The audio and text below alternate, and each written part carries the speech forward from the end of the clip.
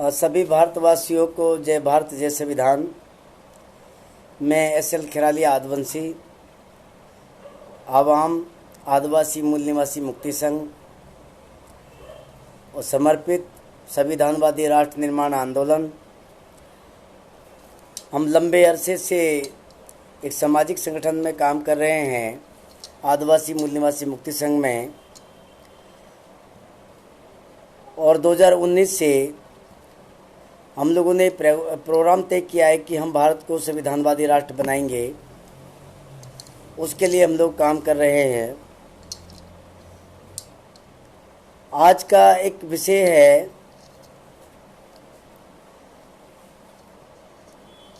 दो 2020 से लगातार जो कोरोना के नाम पे एक महामारी घोषित की हुई है, एक बीमारी है कोरोना, उसको महामारी घोषित किया हुआ है और आप उससे बहुत बुरी तरह से प्रभावित हैं। आप जब से पैदा हुए हैं आपने भी देखा होगा, और मैं जब से पैदा हुआ हूँ मैंने तो देखा ही है कि खांसी, जुकाम, बुखार,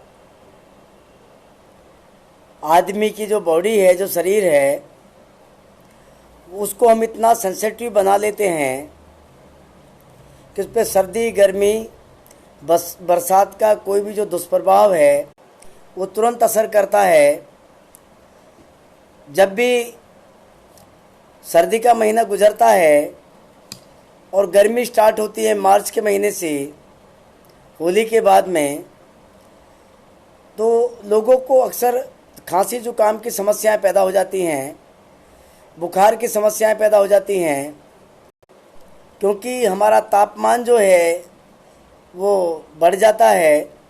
और तापमान बढ़ने से शरीर में जो टेम्परेचर है, जब आपका टेम्परेचर हाई हो जाता है तो उसको बुखार कहते हैं। उसी में सर्द गर्म जैसी प्रॉब्लम आती है, जिससे जुकाम होता है, खांसी होती है। और यही संजय कुंडिया साहब, आपका स्वागत है। ऐसी समस्याएं हर बार होती, लेकिन 2020 में इसको कोरोना महामारी नाम दिया गया, उसी बीमारी को, जिसका दुष्प्रभाव ये पड़ा है कि अधिकांश जो भारतीय समाज है वो इतना प्रभावित हो गया है कि उसके पास में आज आजीविका का कोई साधन नहीं बचा है। सारे रोजगार उसके बंद हैं, इंडस्ट्री बंद हैं। जो प्राइवेट सेक्टर में जो लोग काम कर रहे थे वो भी बंद है 2 साल से। जो लोग मजदूरी करते थे वो भी बंद है। जो रेहड़ी खोमचा लगाते थे, पटरी पे कपड़े बेचते थे या रेहड़ी पे फेरी लगाते थे, वो सभी के सभी बाजार बंद हैं। पीछे से कोई माल की सप्लाई नहीं हो रही है, तो वो सब के सब लोग जो हैं बेरोजगार हो गए हैं। और बड़ी बात यह है कि जो संगठित और असंगठित मजदूर है, संगठित मजदूर वो है जो रजिस्टर्ड होता है किसी बड़ी कंपनी में, रिकॉग्नाइज होता है, और असंगठित मजदूर वो है जो मजदूरी दिहाड़ी करता है। तो दोनों जो मजदूर हैं, जो उन दोनों मजदूरों को लेके बहुत सारे लोग यूनियन चलाते हैं, ट्रेड यूनियन चलाते हैं। पूरे राष्ट्रीय लेवल पे बहुत सारे यूनियन हैं, लेकिन उसके किसी भी नेता ने अभी तक इस विषय पे कोई चर्चा नहीं की है सरकार के साथ कि इतने लंबे अरसे से लॉकडाउन में रहने वाले लोग जो बेरोजगार हो गए हैं, जो भूखों मर रहे हैं, जिनके बच्चे कुपोषण का शिकार हो गए हैं, यानी भुखमरी का शिकार हो गए। आज की रिपोर्ट आई है कि कोरोना काल में 9.27% लोग जो है इससे कोरोना से जो प्रभावित होकर बच्चे कुपोषण का शिकार हो गए हैं। तो ऐसे जो महामारी जो है, इस महामारी में सरकार ने कोई ऐसा प्रबंध नहीं किया। पूरा 1 साल लॉकडाउन चलाने के बाद भी अभी तक सरकार ने कोई ऐसी नीति नहीं बनाई है कि जो लोग घर में बैठे हैं जो रोज़ाना कमा के खाने वाले लोग हैं, उन लोगों की आजीविका कहाँ से चलेगी, वो अपना गुजारा भत्ता कहाँ से करेंगे। और 2 साल से स्कूलों की शिक्षा प्रभावित हो गई है, इससे एजुकेशन का नुकसान हो रहा है। जो बच्चे 2 साल से स्कूल नहीं जा पा रहे हैं, उनको वैसे ही पास करने का जो कार्यक्रम बना दिया है, और अगर वो पढ़ाई नहीं करेंगे तो उनको पास करने का कोई बेनिफिट नहीं रहेगा। आगे जाके जो 10वीं का बोर्ड आएगा या 8वीं का बोर्ड आएगा, वहाँ पे वो बच्चे जाके एग्ज़ाम में पास नहीं हो पाएंगे और वो फेल हो जाएंगे। और फेल होने के बाद में हो सकता है वो अपनी पढ़ाई भी छोड़ दें, क्योंकि कई बार बच्चा शर्म के मारे भी पढ़ाई छोड़ देता है। तो उसका दुष्प्रभाव ये पड़ा कि बच्चों की पढ़ाई खराब हो गई। जो मजदूर लोग थे उनके पास पैसा नहीं रहा। तीसरी महत्वपूर्ण बात, जो बाजार में भी सामान बिक रहा है, जो सामान कल तक 10 रुपये का आता था, वो सामान आज उसके ऊपर 10 गुना कीमत बढ़ा दी गई है। जैसे सरसों का तेल है, आपका आटा है, दाल है, चावल है। जो आटा 15-16 रुपये, वो 35 से 36 रुपये किलो तक बिका, अभी भी 25 से 30 रुपया किलो है। और जो बढ़िया स्टैंडर्ड का जो आटा है, वो तो 40 या 50 रुपये किलो भी है। तो साथियों, जो दूसरा जो सामान है, जो 5 रुपये किलो जो अभी आलू होना चाहिए था, क्योंकि किसान से सीधी फसल जब बाज़ार में आई, अभी वो 20 रुपये किलो मिलता है। भिंडी, बहुत सारी जो सब्जियां हैं वो बहुत महंगी हो गई हैं। जो रिफाइंड कल तक 55 रुपया लीटर मिलता था, आज वो 170 रुपया लीटर मिल रहा है। और जो 70-80 रुपये लीटर मिलता था, आज वो 200 से 250 लीटर मिल रहा है।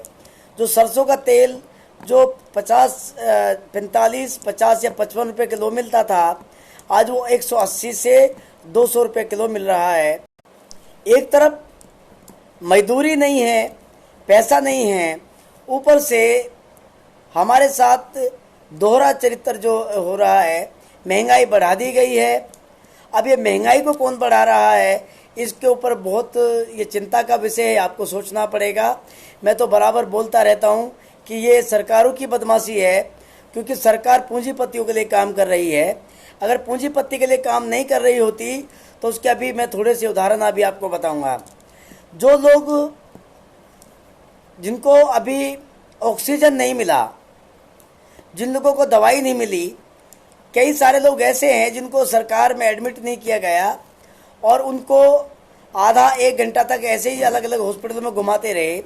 अभी एक साथी परसों मेरे को फ़ोन करके बोलता है कि मेरे पापा को आधा घंटा 1 घंटा इन्होंने, वो साथी बोलता है कि मेरे पापा को 1 घंटा लेट कर दिया, और वो अगर हॉस्पिटल में चले जाते, एडमिट कर लिए जाते तो उनकी जान बच जाती, उन्हें ऑक्सीजन की ज़रूरत थी। अभी क्या हो रहा है, अभी 3-4 दिन पहले सरकारी संस्थानों को बेच दिया था, लेकिन अभी जो आबकारी विभाग जो होता है, जो शराब की जो दुकानें होती हैं, एक आबकारी विभाग है, उसके तहत सरकार शराब की दुकानें चलाती है। अभी 3-4 दिन पहले शराब की दुकानों को भी बेच दिया गया और सरकार ने एक बहुत बड़ा आदेश जारी किया कि अब आपको सरकार होम डिलीवरी में मिल जाएगी। शराब आपके घर तक पहुंचाने का प्रबंध कर दिया गया है। सरकार शराब आपके घर पे पहुंचा सकती है, साथ ही वो कहते हैं कि आपको भांग भी मिलेगी, साथ में गांजा भी मिलेगा।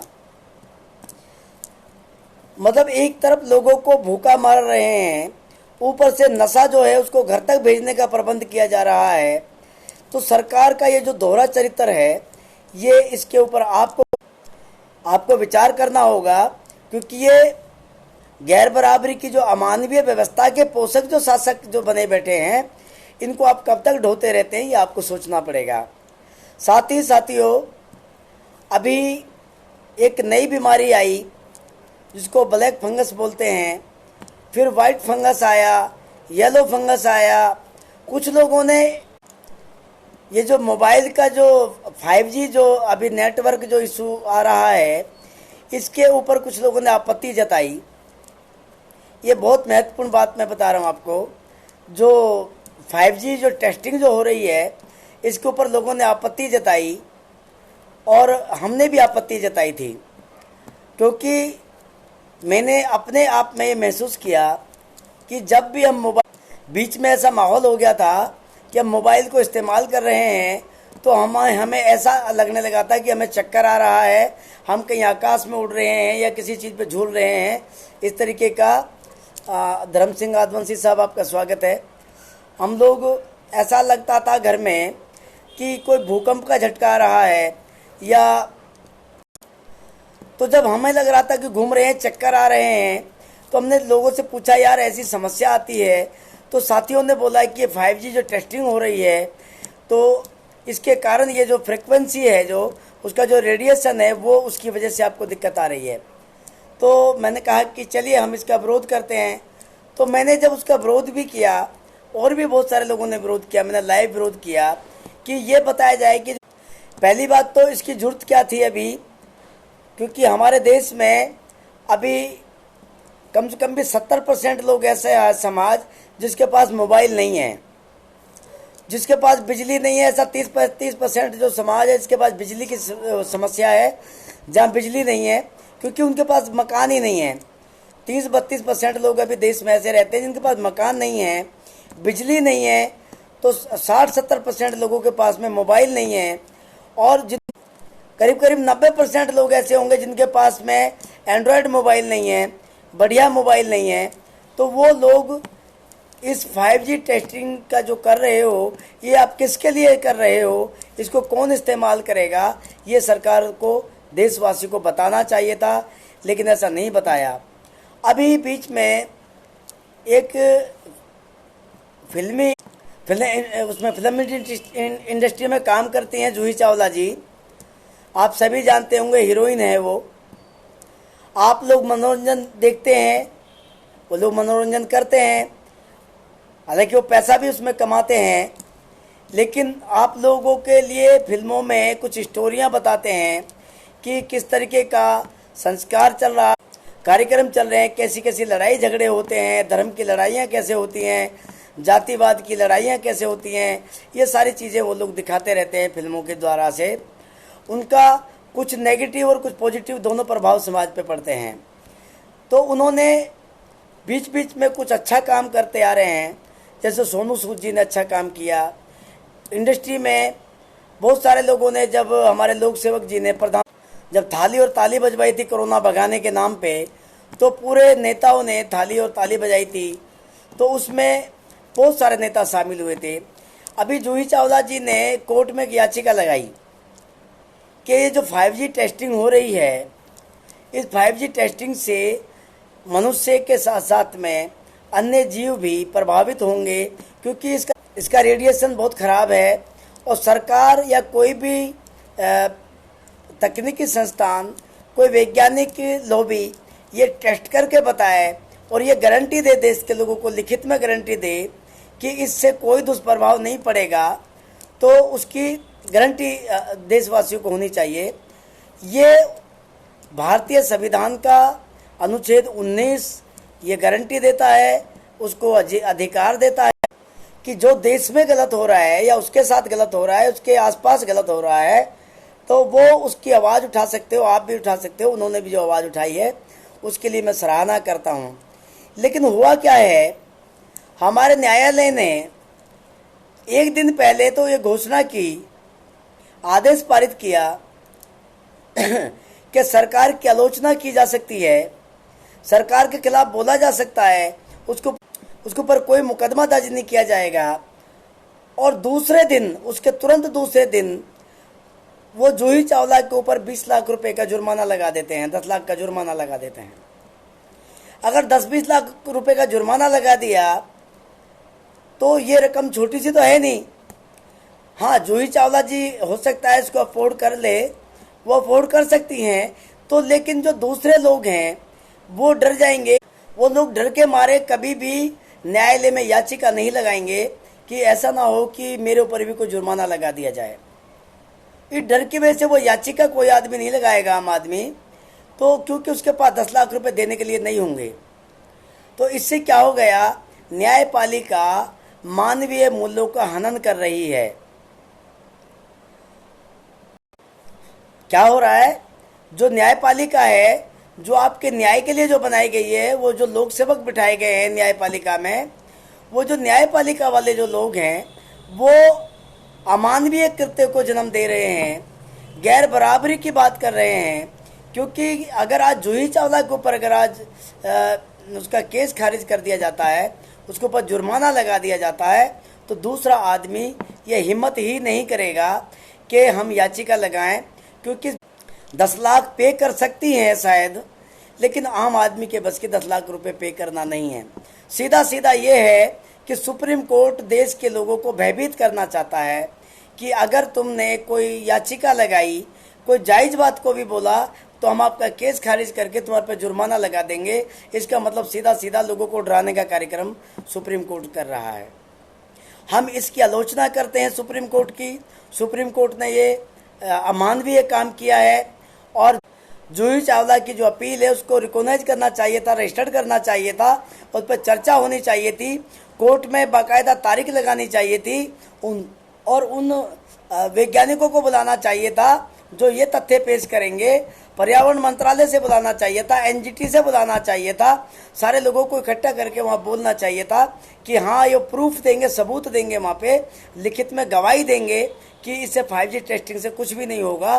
तो उसमें जूही चावला जी केस हार, तो उसमें क्या होता, 5G टेस्टिंग भी हो जाती और सुप्रीम कोर्ट की इज्जत भी बची रहती, उसमें कोई समस्या नहीं आती और देश के लोगों को भी भरोसा हो जाता कि जो 5G टेस्टिंग हो रही है इससे कोई आपत्ति नहीं, इसको होने दीजिए।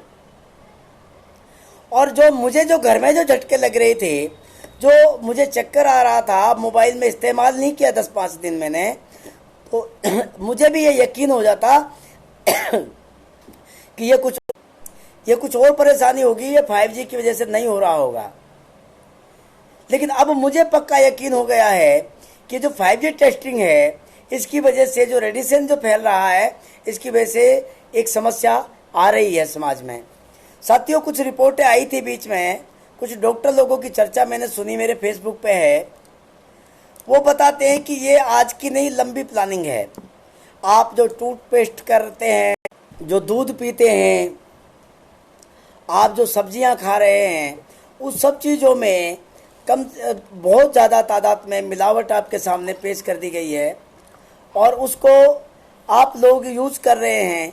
एक तरह से आप पॉइजन खा रहे हैं। एक सेकंड साथी, पानी पी लेता हूँ।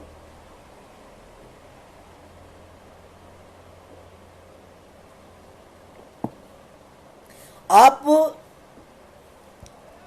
जिस दूध को पी रहे हैं, जिस सामान को इस्तेमाल कर रहे हैं, साबुन को इस्तेमाल कर रहे हैं, ब्रश को इस्तेमाल कर रहे हैं, पेस्ट को इस्तेमाल कर रहे हैं या मेडिसिन को इस्तेमाल कर रहे हैं, उस सब के सब में जहरीला पदार्थ परोसा गया है सिर्फ पॉपुलेशन को कंट्रोल करने के लिए।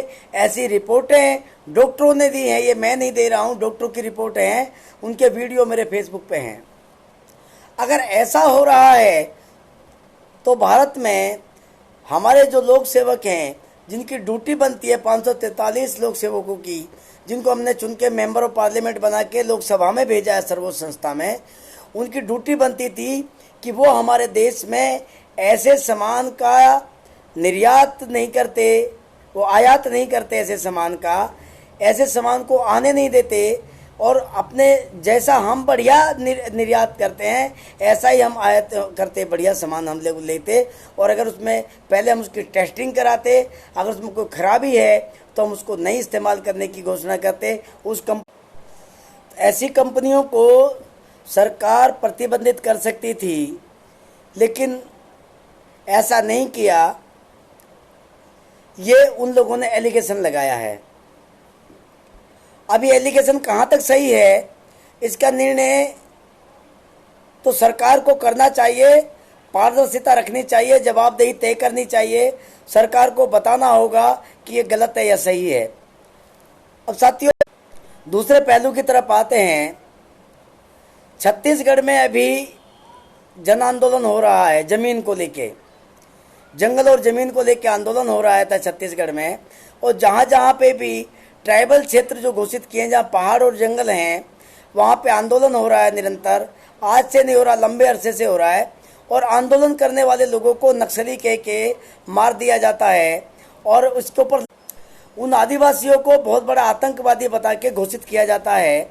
आपको याद होगा असम राइफल के सामने वहाँ की महिलाओं ने, ये आपको मैं 13-14 की बात बता रहा हूँ, 14 या 15 में, वो प्रॉपर अभी तारीख नहीं बता पाऊंगा पर मैं बता दूंगा, मेरे पास उसका रिकॉर्ड है। महिलाओं ने नंगा होके प्रदर्शन किया था आर्मी के सामने। विकास साहब, वकील साहब, आपका स्वागत है। महिलाओं ने प्रदर्शन किया था कि हमारी बेटियों के साथ बलात्कार, आप हमारे साथ बलात्कार कर लो।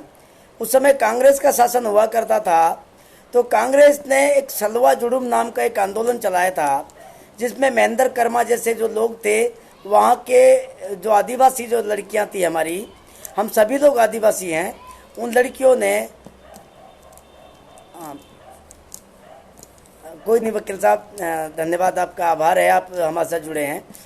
तो वहाँ की लड़कियों ने उन नेताओं को मारा, उनकी हत्या की और उसका कारण भी बताया कि ये लोग हमारे घर में हमारा बलात्कार करते हैं, हमारा शोषण करते हैं और हमारे विरोध करने पे हमें नक्सली बना देते हैं।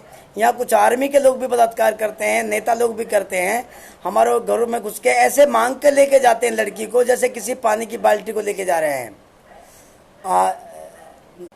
जैसे किसी पानी की बाल्टी को। हाँ सर, आप लिख रहे हैं कि जूही चावला ने जनहित में बहुत अच्छा काम किया था, लेकिन भारत के अदालतें शुद्ध रूप से पूंजीपतियों की दलाल और भूमिका में है, जहाँ ये अदालत प्रशांत भूषण पर रुपये का जुर्माना लगाती है, जूही चावला पर। बिल्कुल ठीक कह रहे हैं सर आप। ये एकदम ये मामला जूही चावला पर जुर्माना लगाने का नहीं है।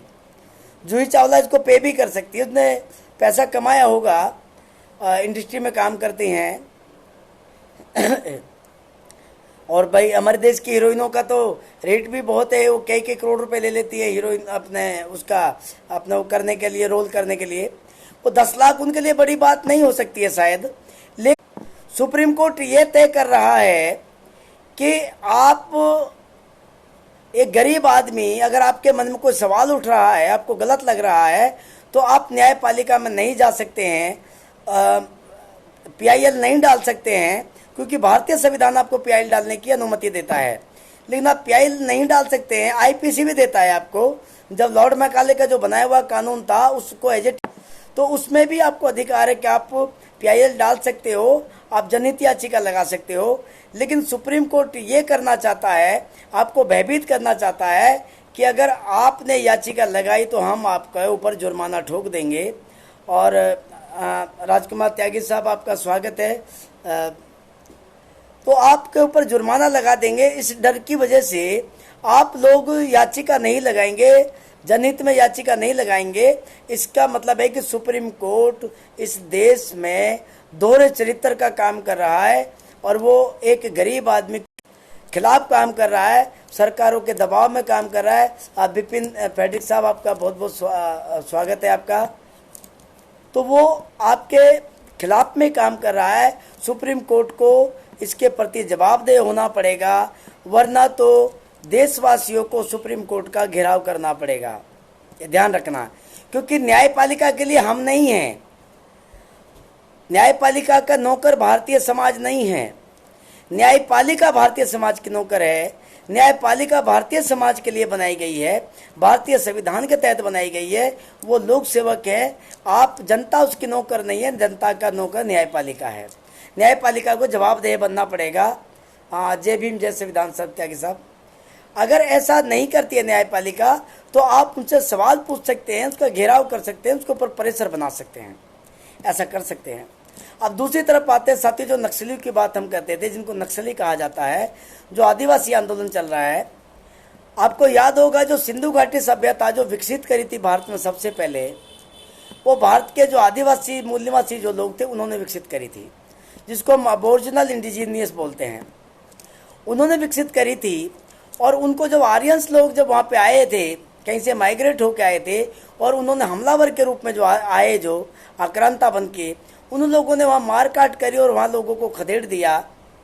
तो जो लोग जान बचाने के लिए जो जंगलों की ओर जो भाग गए, उन लोगों ने क्या किया, जंगलों में छुप के रहने लगे और फिर जंगलों में ही काट काट के अपने घर बनाए, वहाँ खेती करी, पहाड़ों को तोड़ा, रहने लायक सुविधा बनाई, जानवरों से लड़े, पता कितनी कितनी मुसीबतें उठा के उन लोगों ने फिर अपना एक आशियाना बसाया वहाँ पे। क्योंकि पहले ज़मीन किसी के बाप की बपोती नहीं होती थी। पहले जो आदमी जहाँ पे विकास कर लेता था, जहाँ बना लेता था, वो वहीं रह जाता था, कोई बॉर्डर भी नहीं हुआ करता था। तो जो लोग वहाँ बस गए आके, जो आदिकाल से जो बसे हुए जो लोग हैं, वो पहाड़ों पे और जंगलों में उनका कब्जा होना चाहिए, उनका है भी, क्योंकि उन्होंने उनको रहने लायक उपयोग के योग्य बनाया है उन लोगों ने। और उन्होंने पता कितनी पीढ़ियों को खपाया है वहीं पे जंगलों में, कितने कीड़े काटों ने उनको काटा होगा, कितने लोग बेमौत मरे होंगे, जानवरों ने मारा होगा, तब जाके उन्होंने कहीं एक वहाँ पे जीवन यापन का एक साधन बनाया। और वो भी अभी बहुत बुरी अवस्था में है। मैं अभी मध्य प्रदेश के 132 गाँव में घूम कर आया, वहाँ मैंने देखा कि वहाँ पे लोगों के पास मकान के नाम पे कुछ भी नहीं है, लक्कड़ गाड़ा हुआ है, ऊपर पेड़ के पत्ते डाल के वो उनको वही उनका मकान है। और बच्चों के शरीर पे कपड़े नहीं होते हैं, तो स्कूल का यूनिफॉर्म कहाँ से आएगा, तो बच्चे के पास बैग कहाँ से आएगा, तो वो सारा का सारा शीतल खेराली जी, आपका बड़ा बड़ा स्वागत है।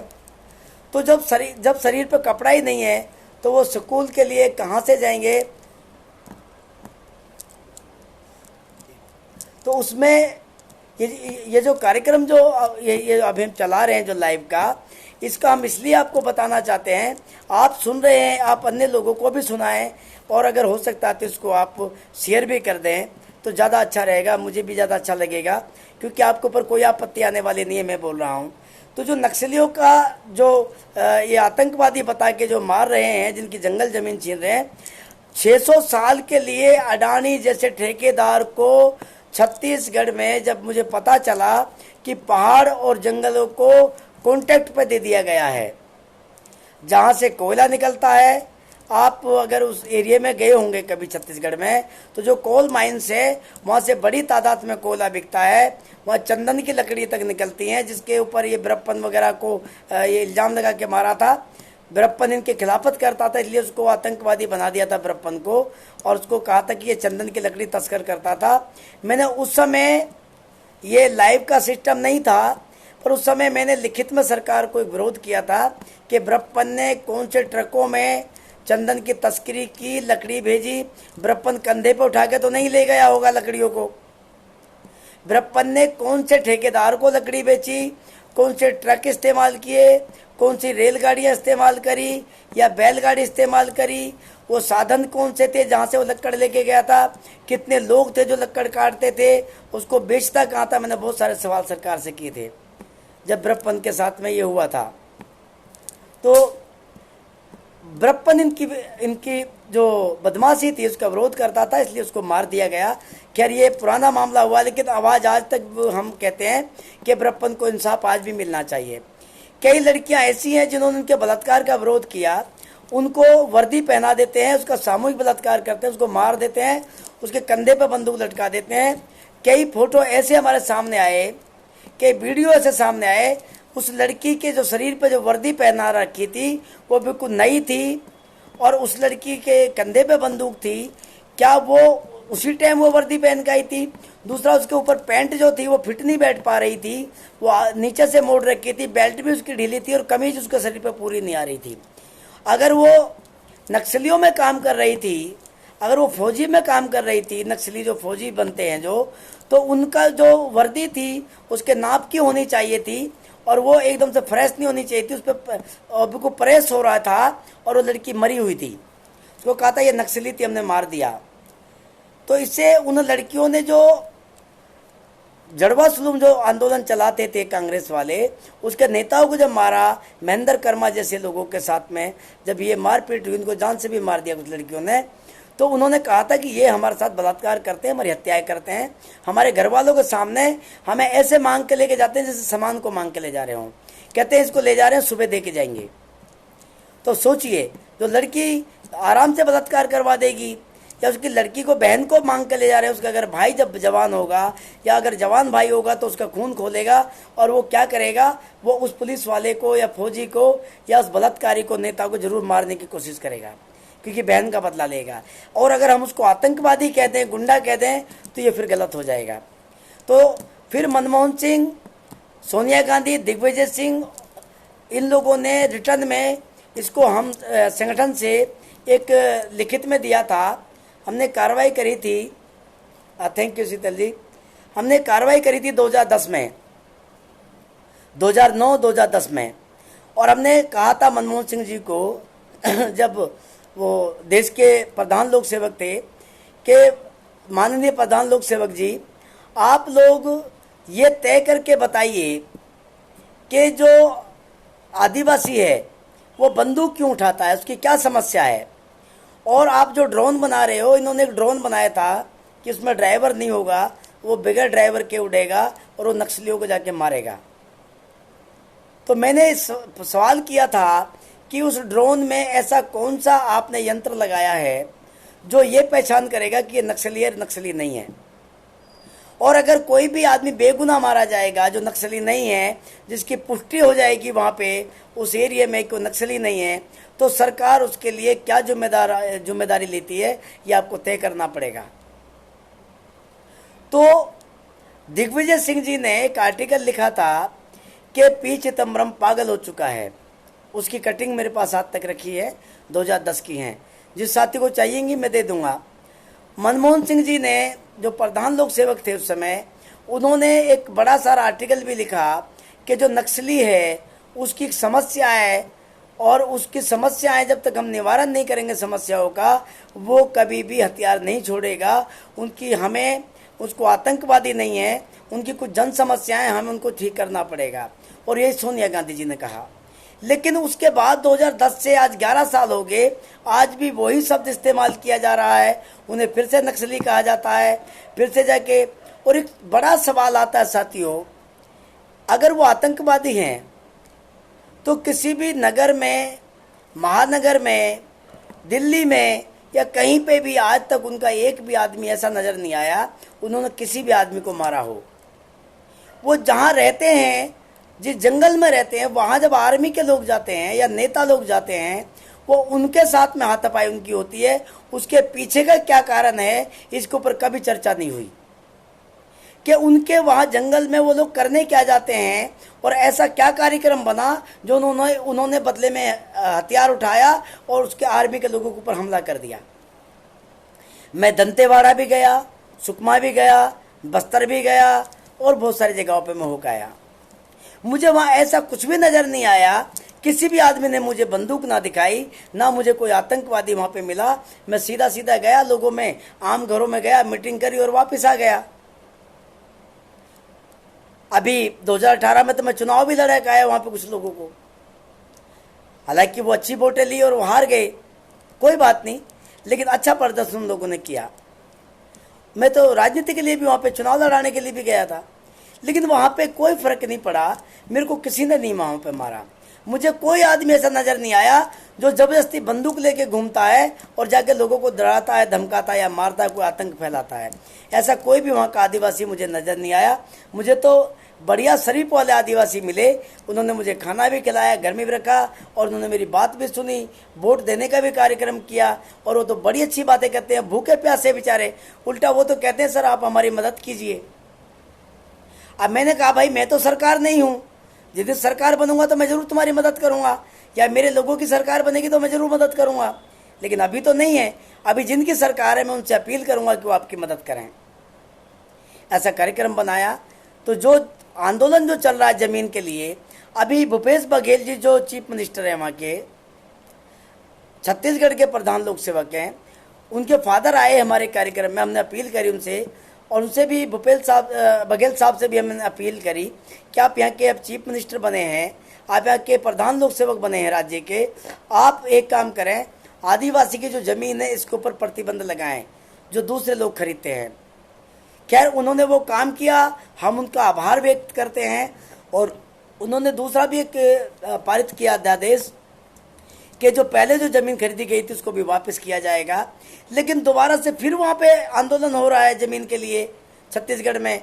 तो अब हम भूपेश बघेल जी की अब इसमें बेईमानी ये मानते हैं कि क्या कुछ दिन के लिए उन्होंने ये ऐसा किया था सिर्फ खुश करने के लिए, बाद में फिर उसको दूसरा वो कानून उन्होंने लागू कर दिया, ये गलत है। अडानी जैसे जो ठेकेदार हैं, अंबानी जैसे जो ठेकेदार हैं, वहाँ पे उन लोगों को वहाँ से हटाया जाना चाहिए। वो ज़मीन वहाँ के अबोरिजिनल इंडिजीनियस की है, आदिवासी मूल निवासी की है। इस आंदोलन में हम सबको साथ देना चाहिए। साथियों, अब महत्वपूर्ण विषय की तरफ आते हैं। टाइम थोड़ा सा हो गया है, मुझे कम समय रहना था आपके बीच में। कई दिन में मैं लाइव चर्चा कर रहा हूँ, और ये वीडियो ज़रूर शेयर कर दें, मैं आपसे अपील करूँगा। अभी हम विभिन्न संगठनों में काम करने वाले लोग, हमने एक विचार बनाया था 2019 में, हम भारत को संविधानवादी राष्ट्र बनाएंगे और उसके लिए एक आंदोलन चलाएंगे। तो कुछ पढ़े लिखे बुद्धिजीवी लोग इस मिशन में आए, और उन्होंने इस टारगेट के लिए पहले हमने सिर्फ संविधानवादी राष्ट्र निर्माण आंदोलन शुरू किया, और 2021 के शुरू होते ही इन्होंने लॉकडाउन लगा दिया। वरना हमने विषय रखा था कि मिशन 2024 हम इसको पूरा करेंगे। 2024 में भारत को संविधानवादी राष्ट्र बनाएंगे। संविधानवादी, संविधान क्या होता है? सभी की सहमति से सभी के लिए समान नियम और कानून, हम इस व्यवस्था को मानने वाले लोग हैं, इसको बोलते हैं संविधानवादी। आप इस संविधान की अगर खिलाफत भी करते हैं, जो अभी मौजूद में जो संविधान है, अगर आप इसकी खिलाफत भी करते हैं, आप कहते हैं ये ठीक नहीं है, बाबा साहब डॉक्टर अम्बेडकर ने लिखा है, आर्टिकल 15 लिखा, 16 लिखा है, आरक्षण दे दिया है, आप इसको हटा दीजिए, हमें कोई आपत्ति नहीं।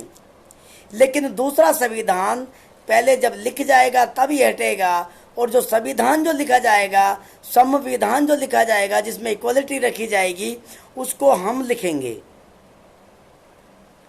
और उस संविधान को हम लिखेंगे, और उस संविधान को अगर हमसे नहीं लिखवाते हो तुम लोग, तो हमारी मौजूदगी में लिखा जाएगा।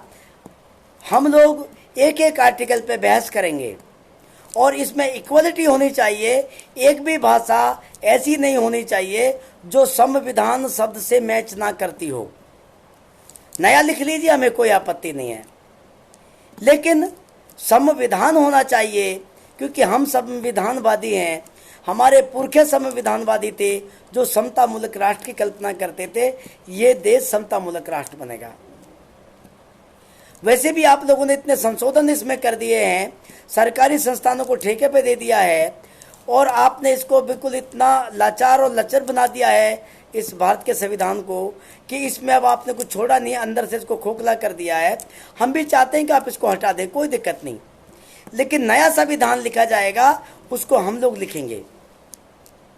और अगर हम नहीं लिखेंगे, अगर तुम्हारे में इतनी लिखने की क्षमता आ गई है दूसरे लोगों में, अगर आप लोग हमसे ज़्यादा बुद्धिजीवी हो गए हैं, ज़्यादा इंटेलेक्चुअल हैं, आपको शब्दों की ज़्यादा पहचान है, आपके अंदर ज़्यादा दया आ गई है, आप करुणाशील हो गए हैं, प्रज्ञाशील हो गए हैं, आपके अंदर बोध प्रकट हो गया है, मतलब आपका ज्ञान विवेक जग गया है, तो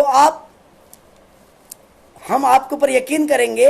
लेकिन यकीन आंख बंद करके नहीं करेंगे, हम आपके साथ बैठेंगे, और जो भी आपकी कलम चलेगी वो हमारे परिसर में। ऐसा होता है ना, यूँ ये जो पेन है जो आपके सामने, अभी ये जो मुंह बंद है, हम इसके तुम्हारे ऐसे पीछे बैठेंगे यूँ करके।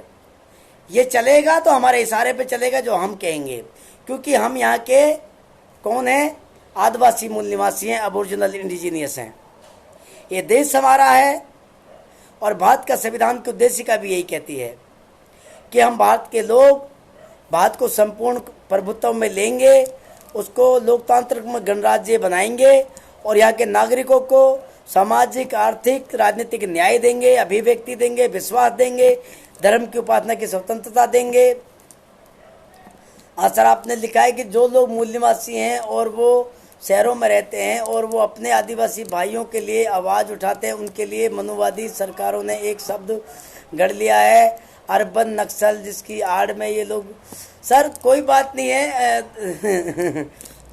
मैंने एक किताब लिखी है, भंगी कौन और कैसे, उसमें मैंने नस्ली आंदोलन लिखा है। ये नस्लीय लड़ाई है, दो नस्लों की लड़ाई है। एक भारत का अबोरिजिनल इंडिजीनियस है, और एक जो माइग्रेट होके जो बाहर से आया है, वो है। दो नस्लों की लड़ाई है। हमारे पुरखे चाहते थे इस नस्लों की लड़ाई को ख़त्म करके भाईचारा बना लिया जाए, समता मूलक बना लिया जाए। हम आज भी उसी अपने महापुरुषों की बात कर रहे हैं, क्योंकि भारत के संविधान में 1947 से पहले जो लोग आए थे, इन्होंने जानबूझ के अपने आप को देश का नागरिक बनवा लिया। 47 से पहले जो 5 साल पहले जो भारत में रह रहे थे, निवास कर रहे थे, वो यहीं का नागरिक माना जाएगा। भारत के संविधान में इन्होंने अपने आप को नागरिक बनवा लिया है। और हमारे महापुरुष, हमारे पिता बाबा साहब डॉक्टर भीमराव अंबेडकर उस संविधान सभा में ड्राफ्टिंग कमेटी के चेयरमैन थे, इसलिए हम उनकी इज्जत और सत्कार करते हुए हम इस बात का उल्लंघन नहीं कर रहे हैं। इसलिए हम भी इन्हें भारत का नागरिक मान के और समतामूलक राष्ट्र की बात कर रहे हैं। कोई बात नहीं, ये हमें आतंकवादी कहें, लेकिन हम उन्हें अपने भारत का नागरिक मानने को तैयार हैं, मान रहे हैं हम लोग। लेकिन अधिकार जो है वो बराबर बराबर होना चाहिए, गैर बराबरी की मानवीय व्यवस्था खत्म होनी चाहिए, ऐसा हम चाहते हैं। हम किसी को भी, और जो सामान्य हैं जो लोग, उनका नाम ही सामान्य है। हमारा नाम है अनुसूचित जाति, जनजाति, अदर बैकवर्ड क्लास, जो भी है ओबीसी, और उनको सामान्य जो दिया गया है, सामान्य का मतलब जनरल होता है, और जनरल का मतलब ही नहीं कुछ होता है, जनरल एम ही होता है वैसे तो, लेकिन उसको हम अधिकार देंगे। खैर ये शब्दों की लड़ाई बाद में हम लोग लड़ेंगे। अगर वो हमें अर्बन नस्ली कहते हैं तो कोई दिक्कत नहीं, कहने दीजिए। आपने, हमने, सब लोगों ने मिलके 2019 में जो टारगेट रखा संविधानवादी राष्ट्र निर्माण का, हम अब उसको 2024 में पूरा करने के लिए वचनबद्धता के साथ में अपना थैला टांग के रोड पे निकले हुए हैं। जो साथी चाहते हैं कि ये लड़ाई 2024 में ही निपट जाए, क्योंकि दूसरा जो पक्ष है वो ये कह रहा है, आ गए हैं भगवाधारी, राज तिलक की करो तैयारी, पुकारता वतन हमें, पुकारती माँ भारती, खून से तिलक करेंगे गोलियों से आरती। वो कौन से भगवाधारी हैं जो खून से तिलक करेंगे, गोलियों से आरती करेंगे जब वो राजगद्दी पे बैठेंगे? क्योंकि 1947 से लेके अभी तक 2019 तक जो सरकारें बनी, उनमें किसी में भी खून से तिलक नहीं किया गया, गोलियों से आरती नहीं की गई, कोई भगवाधारी नहीं आया, कोई किसी धर्म मजहब का आदमी नहीं आया, सारे भारत के लोगों ने वोट देके चुना। अब वो कौन से जो लोग हैं जो ये नारा लगाते रोड पे घूम रहे हैं, हमारे प्रधान लोक सेवक जी को उनके खिलाफ कार्रवाई करनी चाहिए, वरना प्रधान लोक सेवक जी संदेह के घेरे में आएंगे कि प्रधान लोक सेवक जी के इशारे पे ये हो रहा है। या तो उनको उनके खिलाफ कार्रवाई करनी चाहिए, और अगर कार्रवाई नहीं करते हैं तो हम लोग और देश के लोग उनके ऊपर संदेह करेंगे, और संदेह करना वाजिब भी है कि कहीं उनके इशारे पे तो ये बात नहीं हो रही है। अगर इनके इशारे पे नहीं हो रही होती तो वो अब तक उनके खिलाफ कार्रवाई कर देते, उनके ऊपर राष्ट्रद्रोह का मुकदमा लगा देते। 2018 में 9 अगस्त को जो पार्लियामेंट पर संविधान जो जलाया गया, एक आदमी को मैंने सुना है, उसका नाम याद नहीं आ रहा है, उसको देशद्रोही बना दिया गया है, नागरिकता खत्म कर दी गई है। खैर ऐसे जो भी लोग ऐसा काम करते हैं, बाबा साहब अम्बेडकर की मूर्ति तोड़ते हैं, जो संविधान सभा के जो ड्राफ्टिंग कमेटी के जो चेयरमैन हैं, अगर उनकी मूर्ति तोड़ते हैं, अगर मूर्ति तोड़ने वाले को भी नागरिकता समाप्त कर दी जाए, उसको फांसी दे दी जाए, तो दोबारा से कोई मूर्ति तोड़ने की हिम्मत नहीं करेगा। अगर प्रधान लोक सेवक जी ऐसा नहीं करते हैं तो हमें ऐसा लगता है कि वो जातीय घृणा के कारण नहीं कर पा रहे हैं। अभी भी इस देश में वो लोग 51 आर्टिकल को नहीं मान रहे हैं, आर्टिकल 15 का वो उल्लंघन कर रहे हैं, आर्टिकल 17 का उल्लंघन कर रहे हैं। वो इसका मतलब है कि भारत का संविधान का उल्लंघन कर रहे हैं। और अगर भारत का संविधान का उल्लंघन कर रहे हैं तो फिर इस तरीके का उल्लंघन करने वाले व्यक्ति को प्रधान लोक सेवक नहीं रहना चाहिए, फिर उसको अपनी जाति, अपना धर्म का प्रधान बन के रहना चाहिए, एक भारत राष्ट्र का नहीं रहना चाहिए। क्योंकि भारत राज्यों का संघ है, एक राष्ट्र है, और राष्ट्र समतामूलक होना चाहिए, इसमें इक्वलिटी होनी चाहिए, क्योंकि ये संविधान से चलता है, और संविधान का मतलब होता है सभी की सहमति से समान नियम और कानून सभी के लिए अधिकार। तो ये संविधान का मतलब होता है। अगर इसको हमारे प्रधान लोक सेवक जी नहीं मानते हैं तो ये फिर गलत तरीका है, हम इसका विरोध करते हैं। तो साथियों, 2024 का जो मिशन है, इसमें आप सभी सामाजिक लोग, सभी संगठन, सभी सामाजिक कार्यकर्ता, क्योंकि ये देश आपका है, लड़ाई आपकी है, आपके बच्चों की है, आने वाली पीढ़ियों की आपकी लड़ाई है। इसमें कौन आदमी कहाँ खड़ा हुआ है, क्योंकि संविधानवादी राष्ट्र निर्माण आंदोलन मिशन 2024 में पूरा होगा। ये हमने लक्ष्य रखा है। इसमें आपके बगैर ये पूरा नहीं होगा, क्योंकि ये मिशन आपका है। ये लड़ाई आपके लिए है, मेरे लिए नहीं है, ये हमारे लिए है, हम सबके लिए है। जो व्यक्ति सोचता है ये मेरे लिए है, ये अच्छी बात है, उसको सोचना चाहिए कि मेरे लिए है। लेकिन कोई भी व्यक्ति इसको बपोती ना करके या ये ना कहे कि ये सिर्फ तेरे लिए है, ऐसा नहीं होना चाहिए। मेरे लिए है, ये शब्द इस्तेमाल करना चाहिए। इसमें मैं भी सहभागी बनूंगा। ये सिर्फ तेरे लिए है या फलाने के लिए, ये ऐसा नहीं होना चाहिए, ये हम सब के लिए है। तो इसलिए इस लड़ाई में आप सब सहयोग करेंगे। कोई तन से करेगा, कोई मन से करेगा, कोई धन से करेगा, और दिन रात आपको काम करना पड़ेगा। जून का महीना चल रहा है। आज 7 तारीख है, 7 जून है, मंडे सोमवार है ना जी मैडम जी, सोमवार। आज सोमवार है और 7 जून है, 2021 चल रहा है। आपके पास में 2.5 साल है काम करने के लिए, क्योंकि 2024 में लोकसभा का चुनाव होने वाला है। और अब की बार लोकसभा में 543 मेंबर ऑफ पार्लियामेंट वो जाने चाहिए जो संविधानवादी हों, उनको कैडर देने का आप काम करेंगे। मैं और मेरे साथी जो हैं, बहुत सारे साथी, जैसे हमारे जितेंद्र चौधरी जी, हमारे कैलाश चंद जी, मीना सिंह जी, हमारे छत्तीसगढ़ के साथी हैं अमरजीत पटेल जी, दीपक कलसा जी, हमारे राजस्थान की फूली देवी गुजर हैं, संतोष माथुर जी हैं, तुलसाराम मेघवाल साथी हैं, बहुत सारे जो साथी हैं। इधर जम्मू कश्मीर के सुरजीत सिंह भगत हैं, पश्चिम बंगाल के अनंत कुमार बेरा जी हैं, हमारे बिहार के डॉक्टर अमीर पासवान साहब काम कर रहे हैं, हिमाचल से जाहिद अजीज साहब हैं हमारे पास, पूर्वांचल से भंते राहुल जी हमारे साथ जुड़े हुए हैं। हमने इसमें बौद्ध मुस्लिम सिख ईसाई को भी रखा है, और SC ST OBC माइनॉरिटीज़ की सब जातियों को। इंद्र कुमार ग्यारा हमारे साथ में हैं, दीपक कलसा डोम हमारे साथ में हैं, इधर से असम से ललन बांसफोर्ड हमारे साथ में काम कर रहे हैं, सरदार अमर सिंह बरनाला जी पंजाब से काम कर रहे हैं, इधर हिमाचल से हमारे जाहिद अजीज मुस्लिम भाई हमारे साथ काम करते हैं, इधर को तेलंगाना और तमिलनाडु, महाराष्ट्र और आंध्र प्रदेश से हमारे कुछ ईसाई साथी हैं, जैसे बेबी रत्ना कलाजी से तमिलनाडु से हैं, और हमारे जो सामदास लाजरस साहब हैं। हमने चारों धर्मों में जो कन्वर्टेड लोग हैं, उन सब लोगों को इकट्ठा किया है मिशन में, और सभी जातियों को इकट्ठा करके एक राष्ट्रीय कमेटी बना के हम लोग अभी काम कर रहे हैं।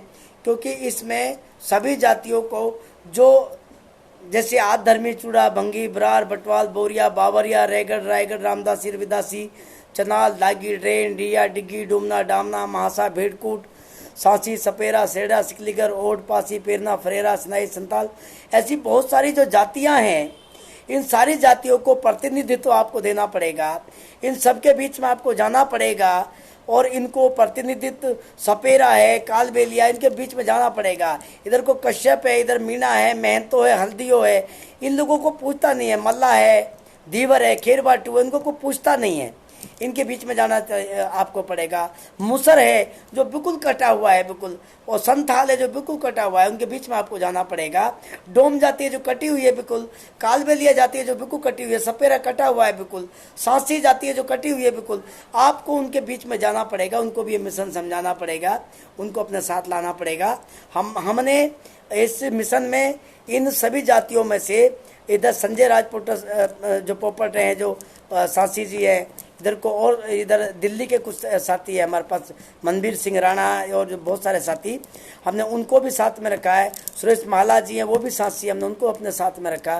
सारे लोग मिशन का जो काम कर रहे हैं, हम सब मिलके जो एक काम कर रहे हैं। हमने कोशिश करी कि लड़ाई को हम 2024 में पूरा करेंगे। हम पूरा करेंगे, मैं पूरा नहीं करूँगा। ये लड़ाई तेरी नहीं, ये लड़ाई मेरी है। हम ये सोच के सब लोग काम करेंगे। तो साथियों, ये कारवा बहुत जल्दी और ये पूरा हो जाएगा। साथियों, दूसरा जो जूही चावला जी ने जो जनहित में याचिका लगाई थी, 5G टेस्टिंग से लोग प्रभावित होंगे, जीव जंतु प्रभावित होंगे या कि वनस्पति प्रभावित होगी, इस बात से सुप्रीम कोर्ट ने जो इनकार किया है, सुनवाई करने से इनकार किया है। सुप्रीम कोर्ट में ऐसा कौन सा मीटर लगाया हुआ था जिससे ये जांच कर लिया कि 5G टेस्टिंग से ये बीमारी नहीं फैलेगी, और मुकदमा बगैर सुने उसके ऊपर जुर्माना लगा दिया। हम इसका विरोध करते हैं। हम सुप्रीम कोर्ट के इसका विरोध करते हैं। इस बात का सुप्रीम कोर्ट को उस याचिका को पुनः सुनना चाहिए, उसके ऊपर बहस करानी चाहिए। और जब उसकी सरकार और इस देश के वैज्ञानिक, यहाँ के जो एनजीटी डिपार्टमेंट है, पर्यावरण मंत्रालय, सारे के सारे ये और ये जो इसको अपने जीव जंतुओं की देखरेख जो लोग करते हैं, ये सारे के सारे लोग ये गारंटी देंगे लिख के कि इससे कोई दुष्प्रभाव नहीं पड़ेगा, 5G टेस्टिंग ठीक है, सुरक्षित है, तो फिर उसमें जूही चावला जी मुकदमा हार जाएंगी, उससे कोई फर्क पड़ने वाला नहीं है, क्योंकि वो देश के लोगों में पारदर्शिता उसकी होगी। और जब भी बहस हो उसकी पारदर्शिता रखी जाए, क्योंकि ऐसे जब भी केस आते हैं सुप्रीम कोर्ट को और किसी भी जुडिशरी को इसलिए बनाया गया था कि वो लोक हित में काम कर सके, जनहित में काम कर सके। वो लोक सेवक हैं, जनता के लिए उनको काम करना है, जनता उनके लिए नहीं है, वो जनता के लिए है। मैं फिर बता रहा हूँ, प्रधान लोक सेवक, प्रधानमंत्री जिसको कहते हैं, ये देश के जो राष्ट्रीय अध्यक्ष जो होते हैं, जिसको आप गलती से राष्ट्रपति बोलते हैं, और प्रेसिडेंट ऑफ इंडिया उसका मतलब होता है राष्ट्रीय अध्यक्ष। जो प्रेसिडेंट ऑफ इंडिया हैं हमारे देश के, वो भी लोक सेवक होते हैं, सारे के सारे लोक सेवक होते हैं। इन सबको जनहित में काम करना चाहिए। अगर नहीं करते हैं तो आपको उनको विरोध करने का आपको अधिकार है, और क्योंकि आप जनता हैं। ये देश लोकतंत्र रहना चाहिए, आज भी है, कल भी है, कल भी रहेगा। क्योंकि मैं लोकतंत्र को मानता हूँ, आप लोकतंत्र को मानते हैं, हम लोकतंत्र को मानने वाले, हम समता मूलक विचारधारा को मानने वाले लोग हैं। हम किसी भी गैर बराबरी की व्यवस्था को नहीं मानते हैं, हमारे पुरखों ने नहीं माना है आज तक। तो साथियों, ये समय थोड़ा सा हो गया है आपसे विदाई लेने का, बहुत लंबा वीडियो हो जाएगा। जूही चावला जी के ऊपर मैं उनका समर्थन करता हूँ। जूही चावला जी का मैं इसलिए समर्थन नहीं करता हूँ कि वो एक फिल्म इंडस्ट्री की हीरोइन है, पर इसलिए समर्थन करता हूँ क्योंकि उन्होंने जनहित में जो याचिका लगाई है, मैं उससे पूरी तरह से सहमत हूँ और उनकी कदर करता हूँ। उनको मैं सैल्यूट भी करता हूँ कि उन्होंने कितना अच्छा मुद्दा उठाया, जो उन्होंने पूरे जीव जंतुओं की चिंता करी, पूरे मानव जगत की चिंता करी, पूरे पर्यावरण की चिंता करी है। और सुप्रीम कोर्ट को ये किसी ने अधिकार नहीं दिया कि बगैर बात को सुने, बगैर किसी तथ्य के किसी केस को वो खारिज कर दें और ऊपर से जुर्माना ठोक दें। ये जनहित में नहीं है, इसके खिलाफ में भी एक आंदोलन होना चाहिए। दूसरा साथियों, जो चुनाव आयोग है वो एक तरफी भूमिका निभा रहा है। 2022, 2023 और 2024 में बड़े लेवल पे चुनाव होने जा रहा है।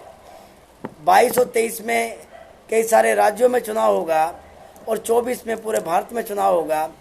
और ईवीएम में गड़बड़ी है या नहीं है, हम चाहते हैं कि 2024 से पहले या तो बैलेट पेपर से चुनाव की प्रक्रिया शुरू हो जाए, और अगर नहीं होती है, बैलेट पेपर नहीं लाते, ईवीएम मशीन को नहीं हटाया जाता है, तो जो वीवीपैट जो मशीन जो लगाई गई है, जिससे पर्ची जो निकलती है, वो पर्ची अंदर मशीन में डलती है। वो पर्ची अंदर मशीन में नहीं डलनी चाहिए, वो बाहर निकलनी चाहिए और वो मेरे हाथ में आनी चाहिए। मेरे को जो मताधिकार मिला है, मेरे को मतदान नहीं है, मताधिकार है, वो अधिकार है मेरा। मैं अपने अधिकार को अपने सामने रखूँगा, उस पर मोहर लगाऊँगा, स्टैंप लगाऊँगा और तब उसको एक डब्बे में डालूँगा। और अगर मुझे शक हुआ कि फलां वोटिंग मशीन में मेरा वोट इतना था, मेरे एरिया का वोट इतना था और वो वोट गलत पाया गया है, मेरे इतने साथियों ने वोट दिया था, हमने फलां नेता को वोट दिया था और फलां नेता कैसे जीत गया, जैसे मुझे शक हुआ, तो मैं क्या करूँगा, वो जो डब्बा है जिसमें मैंने अपनी पर्ची जो डाली है, उस पर्ची की मैं काउंटिंग कराऊँगा। तो इसमें पारदर्शिता रहेगी, मुझे विश्वास हो जाएगा। अगर पर्ची में मेरा नेता हार गया है तो मुझे ये यकीन होना चाहिए। मताधिकार में सरकार को, सुप्रीम कोर्ट को और चुनाव आयोग को मुझे यकीन दिलाना पड़ेगा कि आपके मत का सही उपयोग हुआ है, आपने जिसको मत दिया था वही जीता है, या आपने जिसको मत दिया था वही हारा है, फला आदमी जीता है। इसके लिए मुझे संतुष्ट करना चुनाव आयोग की ड्यूटी बनती है, क्योंकि मेरे पास आर्टिकल 326 में मताधिकार है। अभी 2024 तक तो है, 2024 के बाद संविधान हटा दिया जाएगा तो हो सकता है ये ना रहे। इसलिए कहता हूं कि 2024 तक, पहले 2024 से पहले भारत को संविधानवादी राष्ट्र के लिए हम लोग इस लेवल पे ला के खड़ा कर दें कि हम इस देश में न्यायपालिका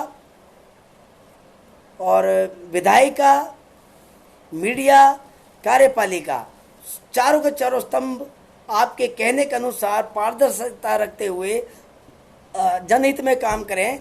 और अगर वो जनहित में काम नहीं करेंगे तो 2024 में आप उनको हटा देंगे, क्योंकि भारत में वही शासन में जो रहेगा जो संविधान की बात नहीं करेगा, संविधान पे काम करेगा, संविधान के आर्टिकल के ऊपर कानून बनाएगा।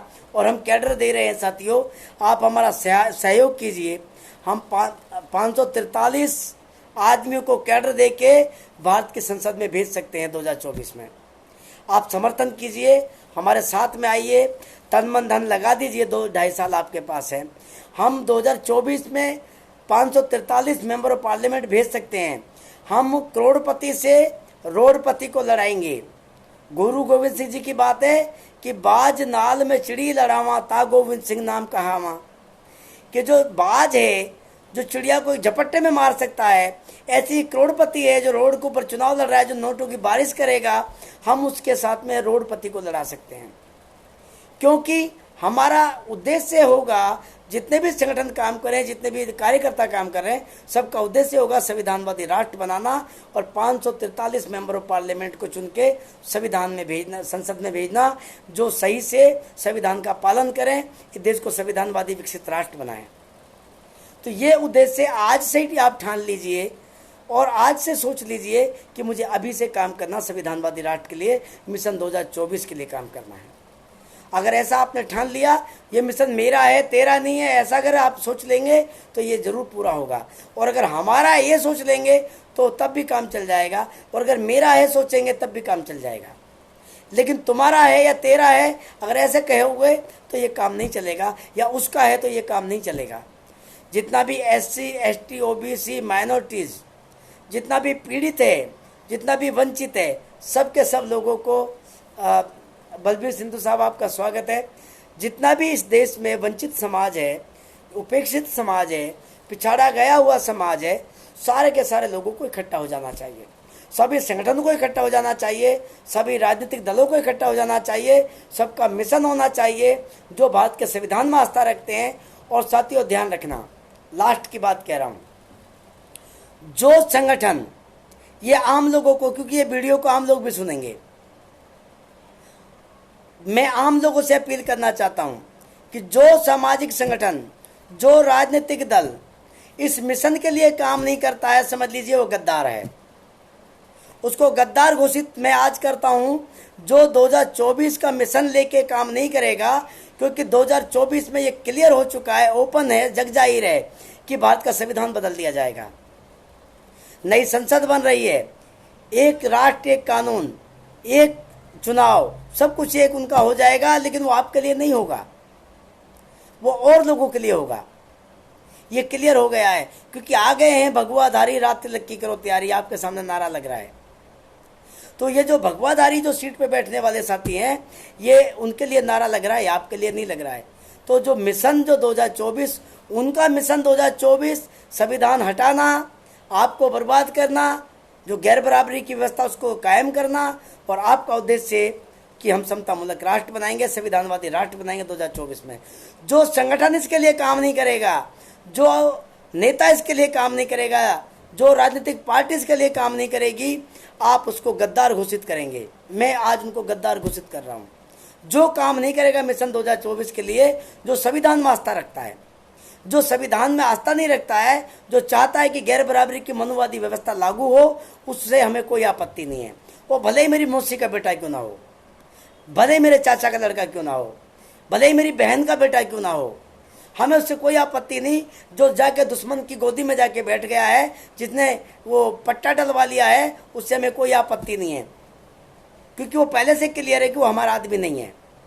लेकिन जो लोग मिशन की बात करते हैं, बाबा साहब अम्बेडकर की बात करते हैं, संविधान की बात करते हैं, फुले अम्बेडकर की बात करते हैं, साहू जी महाराज की बात करते हैं, पेरियार साहब की बात करते हैं, तथागत गौतम बुद्ध की बात करते हैं, ईसा मसीह की बात करते हैं, हजरत मोहम्मद साहब की, गुरु नानक देव जी की बात करते हैं, उन सबको महापुरुषों की जो कोड करते हैं, बाबू मंगूराम जी को मानने वाले लोग हैं, आदि धर्म को मानने वाले लोग हैं, उन सारे के सारे लोगों को अगर मिशन 2024 में अगर आना है तो वो ईमानदार हैं।